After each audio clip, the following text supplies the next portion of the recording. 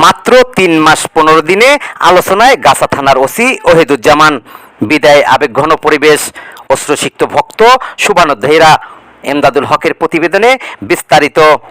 মাত্র 3 মাস 15 দিনের দায়িত্বকালী গাছা থানার ভারপ্রাপ্ত কর্মকর্তা ওসি ওহিদুজ্জামান স্থায়ীভাবে আলোচনার কেন্দ্রবিন্দুতে উঠে এসেছে বলে দাবি করছেন অনেক বাসিন্দা। তার বদলির খবরে সাংবাদিক, রাজনৈতিক নেতাকর্মী, সুশীল সমাজের প্রতিনিধি এখন সাধারণ মানুষের মধ্যে আবেগঘন পরিবেশের সৃষ্টি হয়েছে।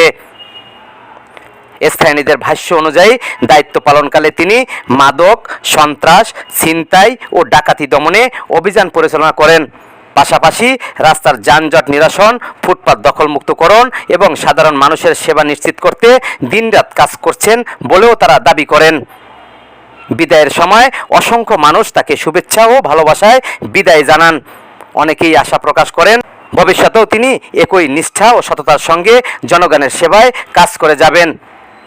অল্প সময়ে মানুষের হৃদয়ে জায়গা করে নেওয়ার এই গল্প এখন গাছাবাসীর আলোচনার বিষয়।